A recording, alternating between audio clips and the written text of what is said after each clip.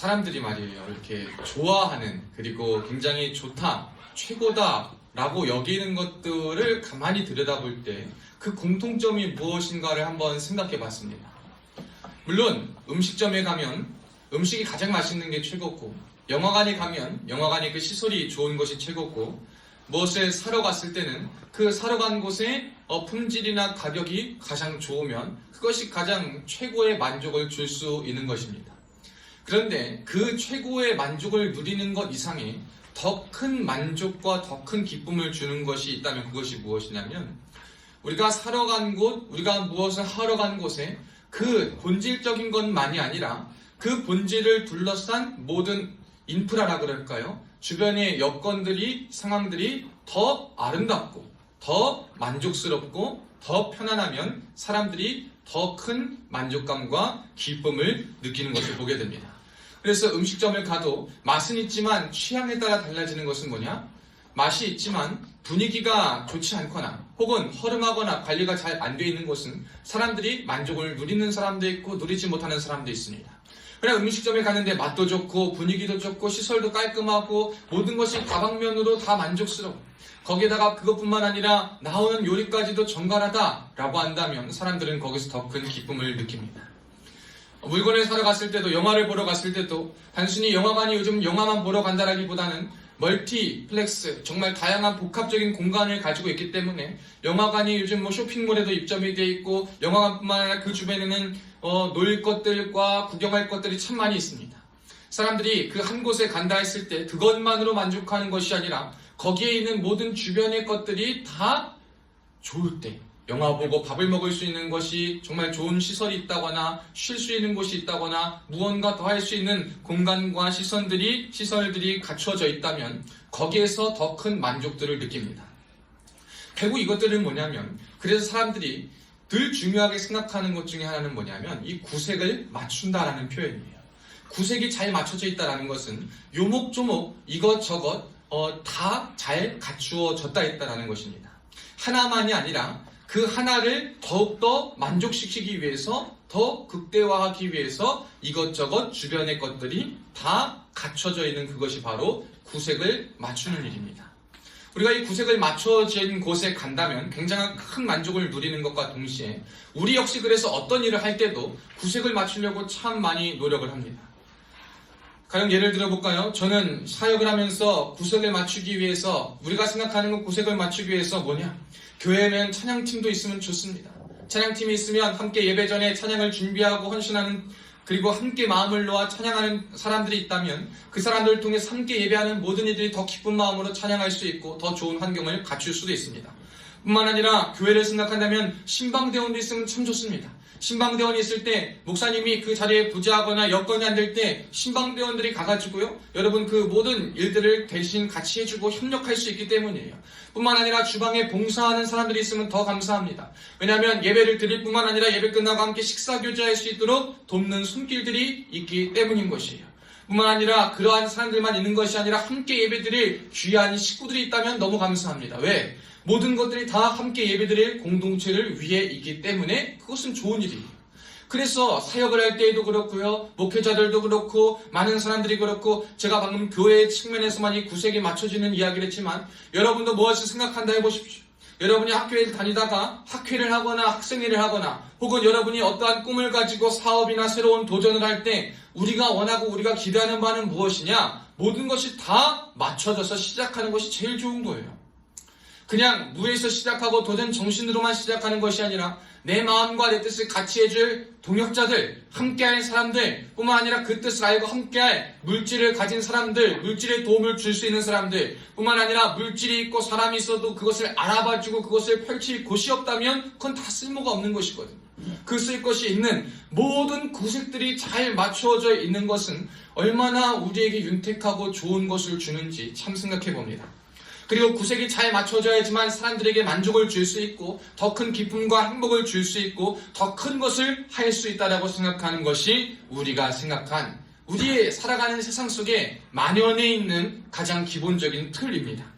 그런데 저는요, 말씀을 준비하면서 오늘 본문을 묵상하면서 하나님의 그리스도인의 자녀의 삶을 살아가면서 생각하게 되는 것은 뭐냐면, 우리가 하나님 앞에서 맞춰가야 할, 그리고 맞춰지는 구색은 무엇인가? 지금 제가 여러분께 말하고 우리가 흔히 생각하는 이 구색의 맞춤들이 어떤 것에 극대화되어 있냐면 물질적인 편안함, 환경적인 물리적인 편안함에 극대화되어 있어요. 우리가 하나님 앞에서 어떻게 살아가야 할지, 하나님 안에서 무엇을 생각해야 할지, 하나님께서 나를 보실 때 뭐라 말할지라고 생각하는 것보다 내가 일하기에, 내가 무언가를 하기에, 내가 뜻을 펼치기에 좋은 것은 무엇인가? 그리고 그것을 하기 위해서 거기에 맞춰줘야 될 구색은 무엇일까? 라는 것을 생각해 보게 됩니다. 하나님의 일은요, 여러분, 우리가 생각한 이 구색이 맞춰져고 완성되고 완벽되어야 시작되는 것이 아님에도 불구하고 우리는 이것이 다 완성되고 완벽히 이루어지는 것을 하나님의 일의 시작이라고 생각할 때가 참 많이 있어요. 우리가 잘못 생각하는 일인 것 같아요. 우리가 세상적으로 생각해보면 교회는 이래야지, 교회는 이게 완벽해야지, 교회는 이런 게 있어야지, 교회는 뭐가 돼야지, 훌륭해야지 기대하는 바가 있어요. 근데 그 기대하는 바가 어떻게 보면 하나님 말씀과 어떠한 가치 이러한 것보다도 교회가 좀 편해야지, 요즘은 주차장이 좀 커야지, 교회가 부흥하려면 주차장이 좋아야 돼, 프로그램이 잘 갖춰져 있어야 돼. 여러분, 교회를 생각하는 우리의 구색이 무엇입니까? 여러분이 생각하는 여러분의 일과 꿈의 구색은 무엇입니까? 여러분이 아무리 좋은 사람, 좋은 환경, 좋은 것을 가지고 있다 하더라도 그것을 이루고 그것을 갖추고 그것을 이끌어 나갈 만한 능력이나 가치나 여러분들 안에 조건들이 함양되지 않는다면 그 모든 것들은 다 쓸모없음에도 불구하고 우리는 구색만 맞추어지면 다 괜찮다라는 생각, 다 될 수 있을 거라는 착각 안에 살아갑니다. 그러나 여러분, 하나님의 일은요, 구색이 맞춰지는 것에서부터 시작하는 것이 아닙니다. 구색이 맞춰진 이후에 시작되는 것이 아닙니다. 하나님의 은혜와 하나님의 일들은 믿음으로 또 은혜로 그 믿음과 은혜에 따른 결단 앞에 우리가 시작할 때 거기서부터 뭐가 시작되냐? 하나님의 손길로 시작되는 거예요. 그럴 때 뭐가 되냐? 사람이 맞춰지기 시작해요. 구색을 어떻게 맞출까? 이런 상식을 할 수 있을까? 구색 하나 맞춰지지 않은 그 속에서 하나님이 사람들이 아름다운 모습으로 시간이 지남에 따라 구색이 맞춰지게 하십니다. 뿐만 아니라 상황을 맞춰지기 시작하세요. 뿐만 아니라 환경을 변화시켜주세요. 우리는요, 사람도 많아야 되고 환경도 좋아야 되고 그리고 상황도 좋아야지만 그 구색이 잘 맞춰져야지만 무슨 일을 시작할 수 있고 무슨 일에 효과를 얻을 수 있고 무슨 일에 열매를 맺을 수 있다라는 생각을 하고 살아가요. 그런데 여러분, 하나님의 일은 절대 그렇지 않습니다. 하나님의 일의 시작, 하나님의 일의 역사는 맞춰진 것으로부터 시작하는 것이 아니라 우리가 믿음과 은혜 앞에 결단하며 주를 신뢰하며 나아갈 때 거기서부터 뭐가 시작되냐? 사람이 맞추어져 가고 환경이 변화되어 가고 그리고 상황이 변화되어 가는 하나님이 구색을 맞추어 가시는 일들이 시작된다는 것을 우리는 기억해야 될 줄로 믿습니다. 그 본문은 그것을 우리에게 잘 설명해 주고 있어요. 우리가요, 21절 말씀에 보면 그리스도 안에서 서로 연결하여 성전이 되어간다라는 구절로 말씀하고 있습니다. 여러분, 잘 생각해 보세요. 저와 여러분이요, 하나님 앞에서 은혜 받았다, 구원받았다 라는 것을 볼 때 제가 하나님 앞에서 구원받을 만한 자격이 있어 보입니까? 없어 보입니까? 외적으로 보면은 목사님이니까 기도도 하고 성경도 신학도 공부하고 여러 가지 헌신도 한다라고 했을 때 외적인 조건으로 세상적인 기준에서 보면 뭐 그럴 수 있겠다라고 말할 수 있어요. 그러나 하나님의 기준으로 보았을 때는 저나 여러분이나 저나 믿지 않는 사람들이나 하나님의 은혜를 받을 요소는 아무것도 없는 사람들이에요. 그런데 하나님이 어째서 나를 구원해 주시고 어째서 나를 이곳에 사용하여 주시고 어째서 나를 불러주시는가 라는 것을 했을 때 하나님의 은혜요, 하나님의 전적인 부르심밖에 없었구나 라는 생각을 하게 돼요. 그래서 그 부르심 안에서 내가 해야 될 것이 무엇인가? 여러분, 내가 기억해야 될 것은 무엇인가? 하나님께서 나에게 원하시는 것은 무엇일까? 이걸 생각하게 돼요. 우리가 이제 생각이 좀 전환되어야 되는데 지금까지는 내가 나의 삶을, 내가 주변의 것들을 구색 맞추기 위해서 노력해 왔다면 그리스도인이 되고 은혜로 부름받은 자의 생각에서는 이제 이 생각의 전환이 있어야 되는 게 뭐냐면, 그렇다면 하나님 입장에서 하나님의 나라와 하나님의 계획 속에 그 하나님의 입장에서 나를 통하여서 하나님 나라가 어떻게 아름답게 맞추어 갈 것인가? 우리로 생각하면 구색 맞춰지는 건데 하나님 나라에 내가 어떻게 하면 더 아름다운 모습으로, 모양으로 구색이 맞춰질 것인가? 라는 것을 생각해 볼 때 우리가 가장 먼저 기억해야 될 것은 그거예요. 내가 먼저 하나님이 거하실 처소가 되는 것이다. 여러분 한번 따라해 봅시다. 내가 먼저 하나님이 거하실 처소가 됩시다. 아멘. 여러분, 하나님이 여러분을 통해 일하시고 여러분을 통해 하나님 나라가 확장되고 여러분이 하나님의 그리스도의 지체가 되고 건물이 되고 성전이 되는 것 너무나도 좋아요. 그런데 성전이 된다는 것, 그것이 무엇일까? 그것을 다른 말로 하면 성령 하나님이 여러분 안에 거하실 공간이 있어야 한다는 거예요. 우리의 마음이, 우리의 육신의 공간에, 우리의 마음 속에 하나님께서 거하실 만한 해야 된다는 거예요. 그렇다면 생각해 볼까요? 여러분, 거한다는 것은 집을 의미해요. 여러분, 집이 어땠으면 좋습니까? 집 하면 편안함이 있어요.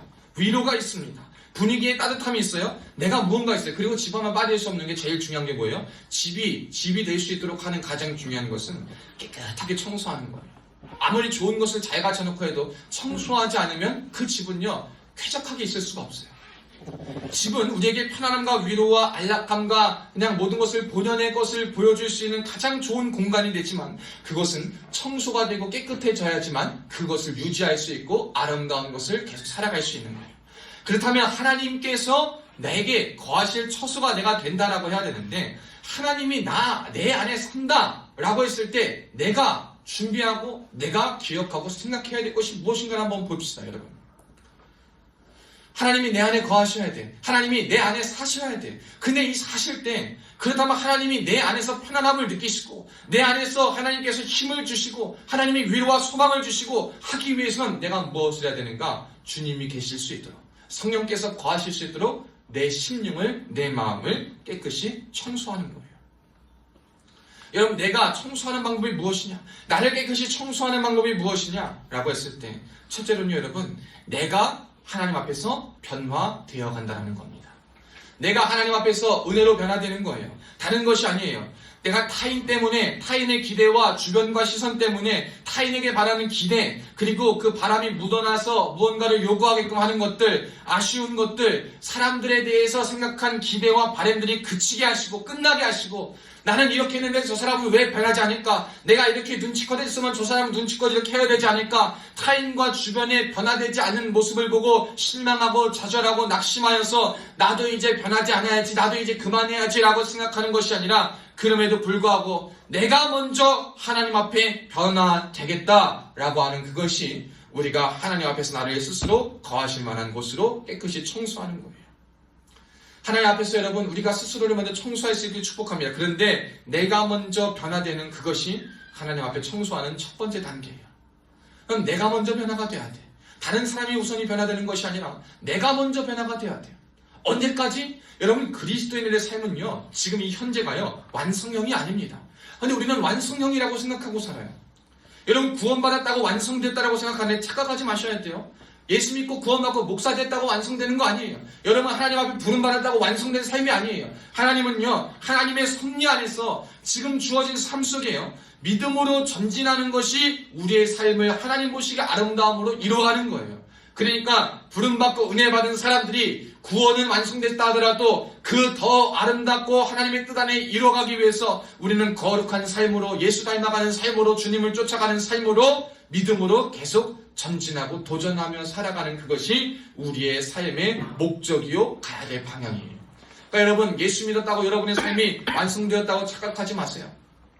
많은 사람들이요, 여러분, 글에 올라오는 게 뭐냐? 뉴스에서 많이 계속적으로 올라오는 것 중에 하나는 뭐냐면, 여러분, 사람들이 명품을 사러 명품관에 간대. 그런데 명품관 직원들이요, 사람을 대할 때 차림새나 모양을 보고 함부로 대한다는 거예요. 자신들도 일하는 사람이면서, 자신들도 일하면서 월급 받는 사람이면서 그저 명품관에 일한다는 것만으로 자기가 명품이 된 것처럼 착각해서 잘못하는 일부의 사람들이 있다는 거예요. 그런 걸 보고 사람들이 환멸을 느껴요. 여러분, 이걸 교회 버전으로 해볼까요? 우리가 예수 믿고 구원받았어요. 구원받았으니까 하나님 백성 됐어요. 그러니까 개떡같이 살아도 된다는 착각을 하고 사는 사람들이 있다는 거예요. 부름받아 살고 구원받아 사는 삶이라고, 하나님의 은혜로 구원받았다고, 내 삶은 완성되었다, 구원되었다 라고, 구원받았다라고 생각해서요, 삶을요 완성형으로 생각하고요, 발전시키고 주님 나에만 쫓아가려 하지 않고 믿음으로 전진하지 않으면서 정지하며 살아가는 사람들도 인해서 우리가 많이 힘이 들고 욕을 먹고 살아가고 있습니다. 사랑하는 여러분, 우리는 믿음 안에서 구원받은 사람으로 하나님이 거하실 성전된 사람으로 더 이상 우리는 멈추어도 안 되고요. 타인과 세상이 변화가 되기를 기대해서도 안 되고 우리가 먼저 변화가 되어야 돼요. 나는 변하지 않으면서 사람들에게 변화를 요구하고 나는 바뀌지 않으면서 세상은 변화되길 원하고 나는 가만히 있길 원하면서 좋은 곳으로 갖춰지길 원하는 이기적이고 못된 우리의 본성을 꺾어내고 우리의 주어진 삶 속에 하나님이 거하실 수 있도록 믿음으로 전진하는 그것이야말로 우리가 우리의 심령을 하나님이 거하실 것으로 깨끗이 청소하는 방법입니다. 그리고 우리가 하나님이 거하실 처소가 되기 위해서는 두 번째로는 친밀함이 있어야 돼요. 여러분 같이 사는 사람, 정말 같이 살기만 하는 사람, 가만 보면 우리 군에서 숙소에 보면 그런 것 같아요. 우리 전우들이나 간부님들을 보면 다 똑같아. 정말 마음이 맞아서 하나가 된 방이 있는가 하면 같이는 살지만 정말 같이만 사는 거야. 공간 안에 같이 사는 사람들만도 있어요. 여러분 진짜 같이 산다, 거주한다라는 말은요, 이 친밀함이 있어야지만 서로가 살아도 뭐 삶의 전반도 나누고 시시콜콜한 이야기부터 중대한 이야기까지 서로의 마음을 다 털어놓고 함께 할 수 있는 든든한 동역자여 사람이 되는 거예요. 우리가 하나님 안에 거하기 위해서, 하나님이 거하실 처소가 되기 위해서 여러분 하나님과 내가 내 안에 같이 산다라는 생각이 있어야 돼요. 그 말은 여러분이 하나님과 여러분의 삶에 대해서 전반을 나눠야 돼요. 어려운 게 아니에요. 하나님이 어떻게 내 안에 거하실까라고 했을 때 여러분, 여러분의 삶에 있는 일들, 여러분의 삶에 고민하는 것들, 여러분이 바라보는 것들에 대해서 하나님과 대화하는 거예요. 하나님 앞에 물어보는 거예요. 하나님 말씀 앞에 질문해 보는 거예요. 그게 바로 하나님이 내게 거하실 친밀한 곳으로 만들어가는 것입니다. 어려운 게 아니에요. 여러분 고민해 보는 거예요. 누가 보면 혼잣말이라고 들릴 수 있지만 우리가 대상에 하나님께 대한 그게 기도예요. 그것만 하면 돼. 기도하면 돼. 하나님께서 기도하는 거예요. 그게 뭐야? 하나님 제가 오늘 이렇게 해가지고 기분 참 안 좋아요. 그래서 제가 얘기하잖아요. 내 친한 목사님은요 그래요. 정말 기분 나쁜 얘기가 오면 하나님 앞에 귀엽게 그런 데잖아요. 하나님 정말요 오늘 저 사람 가다가 새똥 밟게 해주세요. 그런 데잖아요. 그냥 정말 그게 얼마나 귀여워. 얼마나 귀여워. 나는 그거 보고 야 저렇게라도 하나님 앞에 속마음을 얘기할 수 있는가. 하나님 앞에 정말 상한 마음도 얘기할 수 있는 그거 참 건강한 거구나. 우리가 저주는 아니지만 그런 마음까지 하나님 앞에 내어놓을 수 있는 그 친밀함이 우리가 있어야 돼요. 거룩하다고 하나님과 나와 뭘 담을 세워놓고 무언가 다름이 있어야 되고 그런 식으로 생각하는 것이 아니라 하나님이 거하실 처소가 되는, 하나님께서 나를 정말 하나님 나라에 아름답게 맞는 모양을 쓰시기 위해서 우리가 생각해야 될 것은 뭐냐면 하나님과 친밀해지는 것. 어려운 거 아닙니다. 여러분 대화하세요. 물어보시고 말씀을 읽고 거기에 질문을 해보세요. 그리고 하나님 앞에 묻고 기도해보세요. 그게 바로 하나님과 친밀함을 얻는 방법이에요. 그러면 저와 여러분의 삶에서 하나님이 거하실 처소로 청소가 되는 거예요. 이것을 다른 말로 하면 저와 여러분이 마음을 준비하는 거예요. 우리가 하나님이 거하실 처소가 되기 위해서는요, 우리의 마음을 준비해야 돼요. 제일 어렵죠. 마음을 준비하는 게 뭘까? 마음을 준비하는 게 뭘까? 체력 단련을 준비하려면 뜀걸음 열심히 하면 돼요. 또 윗몸 일으키기 팔굽혀펴기 열심히 하면 돼. 이렇게 명확한 기준이 있고 명확하게 뭘 해서 된다라는 생각이 있으면 너무나도 쉬운 건데 마음을 준비하는 게 뭘까? 라고 했을 때 여러분 마음을 준비하는 게 뭘까요? 너무 어려운 거예요. 하나님 앞에서 이 마음을 준비한다는 것은 뭐냐면 내 마음에 항상 하나님께서 기뻐하실 것들을 생각하고 그 기뻐하실 것들을 준비해놓고 그것을 내 안에 품겠다라는 거예요. 하나님이 그럴 때 우리 안에 하나님이 거하시고 하나님이 거하실 처소가 내가 되고 진정으로 내가 성전이 되는 거예요. 함부로 성전이라고 말하면 안 돼요, 여러분.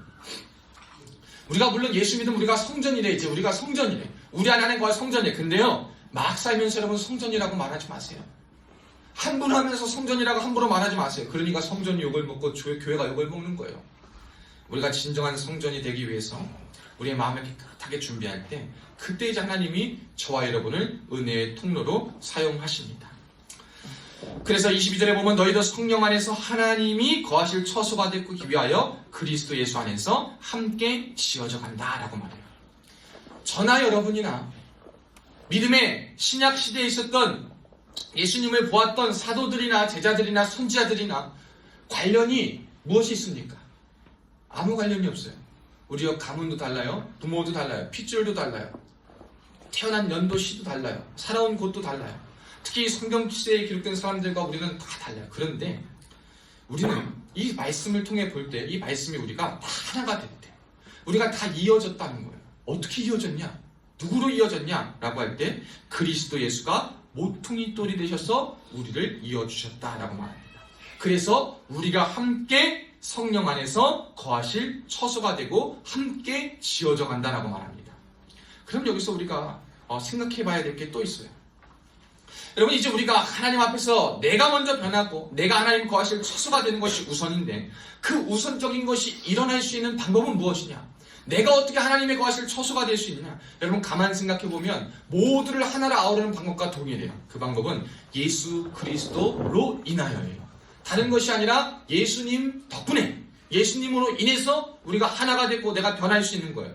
그런데 내가 예수님을 어떻게 믿을 수 있는가? 이런 이걸 생각해보면 오늘 본문에도 힌트로 주고 있어요. 22절에 보면 성령 안에서 라고 말합니다. 성령 안에 있을 때 우리가 예수를 믿게 되는 거예요. 여러분, 성령을 간구하고 성령의 도우심이 있을 때 우리가 예수님을 믿을 수 있게 되는 거예요. 성령님은 누구시냐? 하나님이세요. 그런데 신약 성경을 보면 예수님께서 가시고 내가 너에게 성령을 보내실 거라 그래요. 아버지의 성령을 보내주실 건데 그 성령이 무엇을 하시냐? 저와 여러분이 살아가면서 예수님을 눈으로 보지 못했지만 오늘 말씀을 통하여서 책을 읽을 때 믿지 않는 사람들은 이 책이 하나의 소설책에 불과할 수 있지만 믿는 사람들에게는 이것이 살아있는 말씀이요 살아있음과 동시에 믿어지는 역사가 있게 해주는 것, 그것이 성령의 역사예요. 구약의 역사, 신약의 역사, 이 성경을 읽을 때 하나님께서 이것을 믿어지게 하셔요. 또 예수 그리스도께서 하신 일이 믿어지게 돼요. 믿어져가지고 하나님의 일을 보게 하십니다. 하나님의 살아계심을 경험하게 하세요. 말씀을 깨닫게 하세요. 그래서 내가 변할 수 있는 의지를 주시고 힘을 주시고 능력을 주십니다. 그리고 하나님과 동행하여 살아갈 수 있는 방법을 제시해 주시고 또 위로를 받을 수 있도록 도와주세요. 이게 바로 성령께서 하시는 일이에요. 여러분, 성령께서 우리에게 이런 일을 하시기 때문에 성령께서 우리에게 예수 그리스도가 믿게 되는 역사를 도와주시기 때문에 우리는 믿을 수 있게 된다는 거예요. 그러니까 여러분, 우리가 기도할 때 성령님을 사모하셔야 돼요. 하나님, 내가 성령님을 사모합니다. 성령님, 내 안에 함께하여 주옵소서. 성령님, 나를 도와 주옵소서. 여러분, 기도할 때 뭘 해야 할지 모를 때 이렇게 기도하세요. 여러분의 소원과 여러분의 도움을 다 아뢰시고 그렇게 기도하는 거예요. 성령님, 나를 도와주세요. 성령님, 나에게 당신의 살아계심을 경험케 해주세요. 성령님, 내가 주 안에서 그리스도 안에 거하여서 믿음의 사람들과 믿음의 선진들과 또 혈통과 모양은 다르지만 함께 주의 나라를 이뤄가는 주님의 지체들과 동역자들과 하나로 이어질 수 있도록 도와주옵소서. 우리가 이 기도를 할 수 있게 되는 거예요. 그럴 때 하나님의 역사가 나타날 줄로 믿습니다. 그럴 때 이제 그 안에서 성령으로 말미암아 그리스도 안에서 우리가 건물, 성전된 우리가 이제 하나로 연결되어서 하나님이 기뻐하실 만한 것으로 세워져 간다 이 말입니다. 저는요, 이제 마지막으로 한 가지를 딱 나누고 말씀을 마치려고 해요. 여러분, 이제 우리가 내가 변하고 성령을 간구하고 그래서 그 안에 거한다라고 했을 때 이제 하나님의 입장에서 나를 통하여서 어떻게 하나님 나라를 이루시는가를 우리가 생각했다면 그것만이 아니라 하나님이 이제 보편적으로 세상 가운데 하나님의 나라를 이루어 가시고 만들어 가시는, 즉 하나님의 계획과 섭리대로 우리가 이해하기 쉽도록 구색을 맞추시는 방법은 무엇이냐? 여러분, 첫째는 사람을 통해 맞춰 가신다라는 거예요. 한번 따라해 볼까요? 사람을 통해 맞춰 가십니다. 사람을 통해 맞춰 가십니다. 아멘. 여러분, 하나님은요 절대로 다른 걸 통해 일하지 않았어요. 사람을 통해 일하시죠. 왜냐하면 사람이 가장 귀한 존재이기 때문이에요. 가장 귀한 이 사람을 통해서 일을 하시기를 간절히 원하세요. 근데 사람이요, 아까 얘기했듯이 생김새도 다르고 생각도 다 달라요. 근데 하나님이요, 첫째로 사람을 통해 일하시는데 두 번째로는요 사람들의 연합을 통하여서 일을 하세요. 근데 이 연합이라는 것은요 하나됨이에요. 그리고 오늘 본문을 통하여서 봤을 땐 연결됨이에요. 이 연결됨, 연합됨, 하나됨, 즉 이것을 또 하는 거 말로 하면 함께함입니다. 이것들이 어떻게 이루어지냐? 너나 나나 생각하는 거 다르고 믿음도 다르고 수준도 다르고 다 다른데 어떻게 이게 이루어지냐? 라고 했을 때 우리가 착각해서는 안 될 게 뭐냐면 하나님 안에서 사람들이 연합된다라는 말이요, 우리의 생김새나 저와 여러분의 직업이나 우리가 생각하는 꿈이나 모양이나 형태의 동일함을 말하는 게 아니에요. 우리가 연합된다 하나라고 하면은 한 가지를 바라보고 한 목표를 향해 달려나가는 것은 맞지만 그것이 획일화된 어떤 것을 의미한다라고 생각하기 쉬운데요, 절대 그것이 아닙니다. 하나님 앞에서 연합되고 하나 되는 방법은 뭐냐면 그리스도를 향하는 걸로 시작되는 거예요. 그건 뭐냐면 삶의 방향이 같아진다는 거예요. 우리의 모양은 달라요. 우리가 추구하는 것도 달랐을 수 있어요. 그리고 우리가 나타나는 모습도 다를 수 있어요. 직업도 다르고 직종도 다릅니다. 그런데 어떻게 하나가 될 수 있고 어떻게 연합되느냐? 삶의 방향이 달라지는 거예요. 그리스도를 향하여 간다는 거예요. 이게 바로 하나님의 사람들이 우리가 연합될 수 있는 방법이에요. 우리 전공들이 얼마나 다양해요. 우리 간부님들은 군 안에서 하나님의 기뻐하시는 방향으로 나아갑니다. 또 사업을 하는 사람들은 사업의 방향에서 하나님 기뻐하는 방향으로 나아갑니다. 또 전공자들에 따라서 공학을 전공한 사람, 인문학을 전공한 사람, 어떠한 재능을 갖고 있는 사람들이 갖고 있는 모양과 장점과 모습과 환경과 시간은 다 다르지만 그의 삶의 방향이 그리스도 안에 연결된다면 그리스도를 향하여 가게 되어 있는 거예요. 또 뿐만 아니라 삶의 목표가 이제 하나가 되는 거예요. 그 목표는 뭐냐면 그리스도를 쫓는 것으로 가는 거예요. 우리가 하나님 앞에서 연합되고 하나 되고 함께하는 사람들은 어떠한 거냐면 있는 것도 달라요. 언어도 다르고 인종도 다를 수 있지만 그의 삶에 추구하는 바가 똑같아. 그게 뭐냐? 하나님께서 가신, 우리 그리스도께서 가신 그게, 그리스도께서 추구하셨던 그것, 그리스도인들이 그리스도께서 우리를 통하여 원하시던 그것을 향하여 삶의 목표가 바뀌는 거예요. 이것이 바로 우리가 하나 될 수 있는 방법이에요. 그리고 마지막으로, 그래서 구체적으로 삶의 방법도 달라져요. 목표가 너무나도 좋고 삶의 방향이 좋아도 그것을 하는 그 방법도 우리는 생각해야 돼요. 그게 뭐냐? 주님의 방법을 따라가야 돼요. 우리가 여기서 제일 많이 실수하는 것 같아요. 우리의 목표, 우리의 방향이 그리스도가 원하고 그리스도를 향하고 그리스도를 쫓아간다 했을 때 우리의 실제적인 하나하나의 방법이 과연 얼만큼 하나님께서 보실 때에 예수님을 닮았다, 아름답다 라고 말할 수 있는가? 이것을 한번 생각해 봐야 돼요. 그리스도 예수의 모습을 담는 것이 무엇일까? 우리의 방법에 하나하나 하는 것에 정말 주님이시라면 어떻게 하셨을까? 라는 질문과 고민이 우리에게 있어야 된다는 거예요. 이럴 때 우리들이 다 연합됩니다. 이러한 모습을 갖고 있을 때 우리가 가진 모습과 모양은 달라도 다 연합될 수 있어요. 그리고 마지막으로 세 번째 방법, 이제 마지막인데요. 그게 뭐냐면 하나님이 결국 그걸 통해서 원하시는 것은 내가 변화됐다면 아까 완성형이 아니라 그랬잖아요. 다듬어져 가길 원하시는 거예요. 잘 생각해 봅시다. 여러분, 건물을 지어갈 때 벽돌 모양이 우리 교회 밖에서 본 85년 되졌지만 벽돌 모양이 되게 동일해요. 동일한 크기로 동일하게 지어집니다. 그러면 뭔 공간 하나가 딱 비었다라고 생각되면 그 공간에 들어가려면 벽돌이 어떻게 해야 됩니까? 동일한 모습으로 맞춰져야 돼요. 여러분, 우리의 모습들은 어떤 사람이 보았을 때는 하나님께서 우리에게 믿음의 분량과 크기를 주실 때 이만한 분량을 주신 사람이 있고 이만한 크기로 보여지는 사람이 있고 이만한 모습으로 보여지는 사람이 있어요. 내가 먼저 하나님을 만나고 변화되면 그 모습들이 변화되고 내 안에서 갖춰지게 돼. 그런데 하나님 안에서 하나가 되고 연합하고 서로가 될 때는 더 어떤 차원의 변화가 있냐면요, 우리의 모습이 이제 깎아지고 다듬어져 가는 변화가 있어요. 내가 하나님께서 원하시는 곳에 갈 때에 필요한 공간은 요만큼인데 내 모습이 이만해? 그럼 하나님 그거 깎아가시고, 내가 도대체 뭘 잘못했습니까? 내가 뭐가 문제입니까? 라고 우리는 말할 수 있지만 그것이 아니라 하나님은 네가 가진 것도 너무나도 좋지만 하나님 나라에 연합하기 위해선 너의 모습에 좋은 것이라 할지라도 이걸 다 잘라내고 아름답게 말해서 여기에 탁 맞춰주셔요.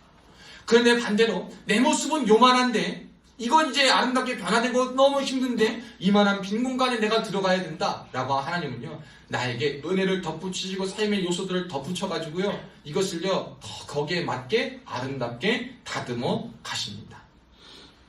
여러분, 이게 하나님께서 저와 여러분을 통해서 하나님 나라를 이루어가는 방법이에요. 다른 예를 들어볼까요? 여러분, 도덕적인 사람, 참 변화되고 믿음이 있는데 도덕적인 사람, 그런 사람들에게는 하나님은 어떻게 다듬어 가시냐면 도덕적인 자신의 인간의 기준을 넘어가게 하세요. 이건 뭐냐면 하나님의 자비와 긍휼을 깨닫게 하시는 거예요. 너무나도 우리가 완벽해가지고요, 도덕적으로 이해하는 것, 여러분 사실 우리의 상식과 보편적인 선의 기준이 다 있잖아요. 근데 그 기준을요, 하나님은 그 기준에서만 일하시지 않더라고요.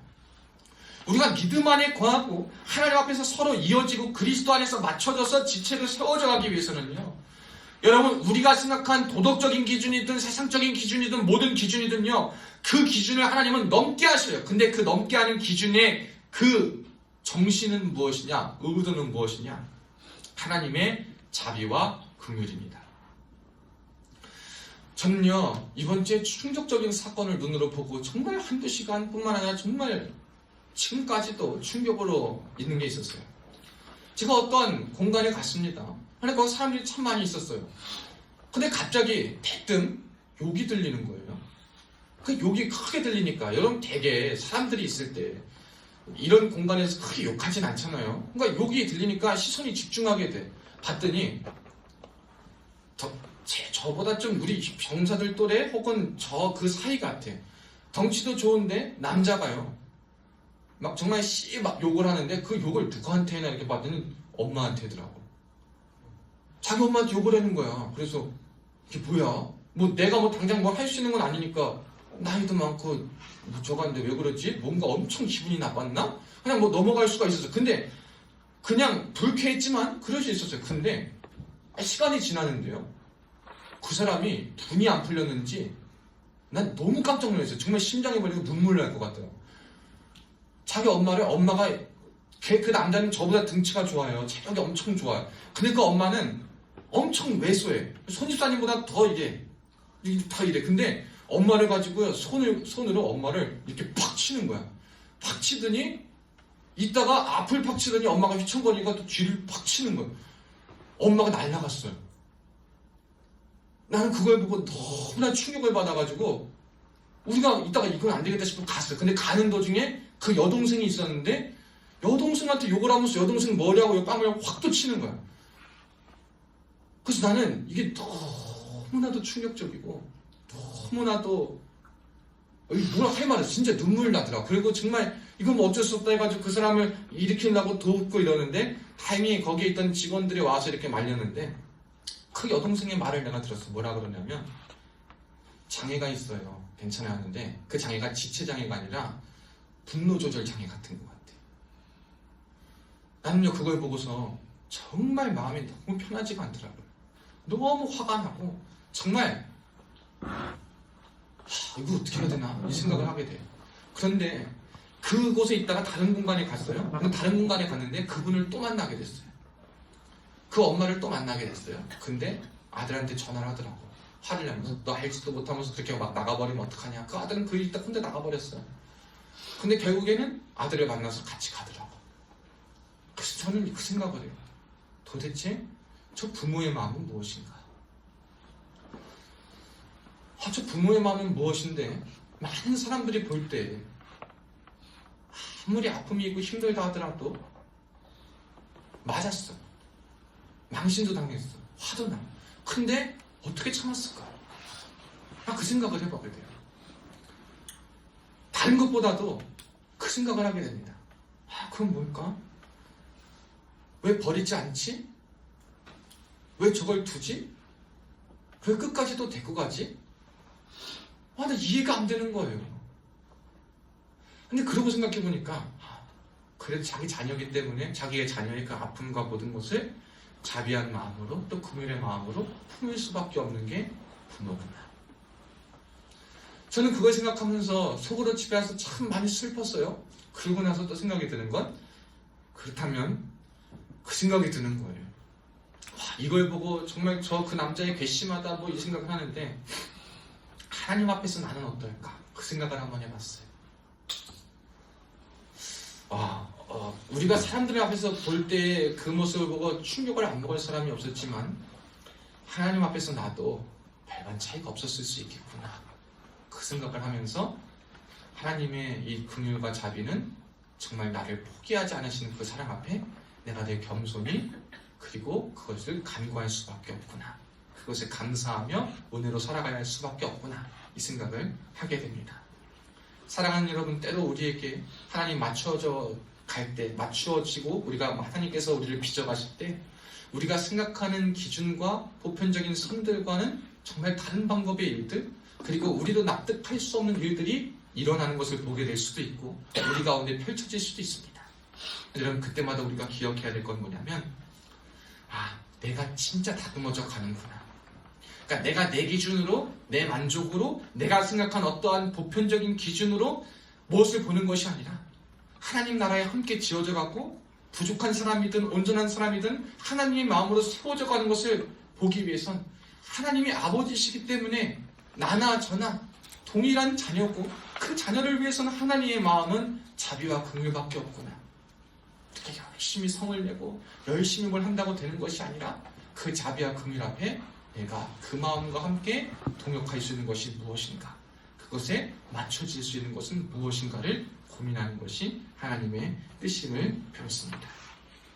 사랑하는 여러분, 우리가 하나님 앞에서 이제 우리의 인생의 구색이 맞춰지는 것, 또 하나님 앞에서 내 구색이 어떻게 맞춰질까, 이것을 한번 고민해 봤으면 좋겠습니다. 이를 위해선 함께함이 참 중요합니다. 그 함께함의 첫째는 먼저는 그리스도입니다. 우리가 말한 것처럼 그리스도와 함께함이고, 그리고 하나님이 동일하게 품고 계시는 여러분의 주변, 우리의 세상, 우리의 이웃, 그것이 우리에 있어서 두 가지 함께함의 중요한 요소인 줄로 믿습니다. 오늘의 말씀의 은혜가 저와 여러분의 삶에 충만히 넘칠 수 있기를 주님의 이름으로 축원합니다.